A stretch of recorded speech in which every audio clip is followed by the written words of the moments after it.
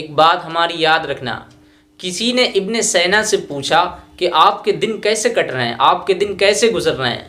جواب دیا انہوں نے کہ گنہگار ہونے کے باوجود اللہ کی نعمتیں مجھ پر برس رہی ہیں۔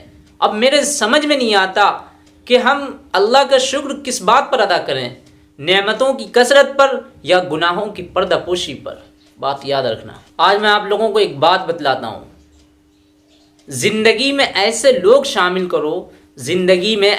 شامل کرو جو آئینہ اور سایہ بن کر ساتھ رہیں، کیونکہ آئینہ جھوٹ نہیں بولتا اور سایہ ساتھ نہیں چھوڑتا۔ بات یاد رکھنا۔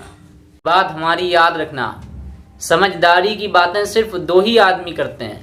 سمجھداری کی باتیں صرف دو ہی آدمی کرتے ہیں، ایک وہ آدمی جس کی عمر زیادہ ہو، دوسرا وہ آدمی جس نے بہت کم عمر میں برا وقت دیکھا ہو۔ مولانا رومی کے 3 اقوال ملاحظہ فرمائیں۔ خدا تک پہنچنے کے بہت سارے راستے ہیں، لیکن میں نے خدا کا راستہ، پسندیدہ راستہ مخلوق سے محبت کا چنا ہے۔ دوسری چیز، برائی سے بچنے کا سب سے طاقتور اور اچھا طریقہ یہ ہے کہ میرے بھائی اچھے دوستوں کے ساتھ بیٹھا کرو، جنہوں نے اپنا رخ کیا کر لیا ہو، خدا کی طرف موڑ لیا ہو۔ تیسری بات، میں نے بہت سے انسان دیکھے جن کے بدن پر لباس نہیں ہوتا، اور میں نے بہت سے لباس دیکھے جن کے اندر انسان نہیں ہوتا۔ یہ بات یاد رکھ۔ ایک بات ہماری یاد رکھنا، زمانے کا شکوہ نہ کرو، زمانے کا کبھی بھی شکوہ نہ کرو، بلکہ خود کو بدلو۔ پتہ ہے ایسا کیوں؟ کیونکہ پاؤں کو اگر گندگی سے بچانے کا طریقہ ہے تو میرے بھائی جوتے پہننا ہے، نہ کہ پورے شہر میں قالین بچھوانا ہے۔ یہ بات ہماری یاد رکھنا۔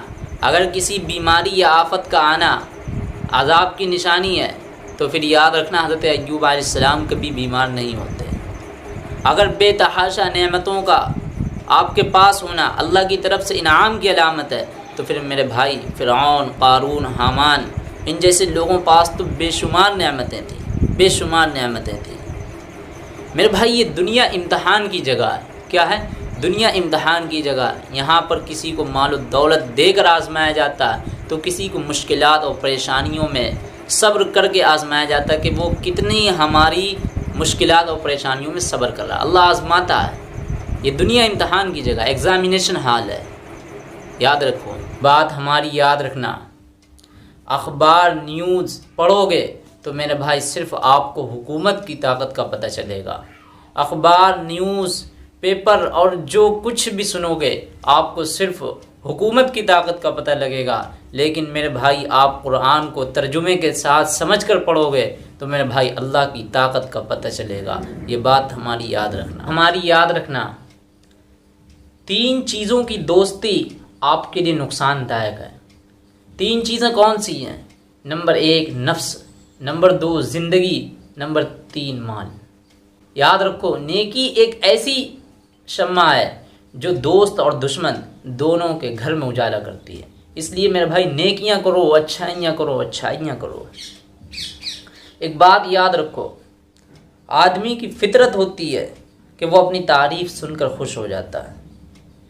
ایک بات اور یاد رکھو، دوست ہی نہیں دشمن بھی اگر کوئی اچھا کام کرے تو اس کی تعریف کرا کرو۔ یہ بات یاد رکھو۔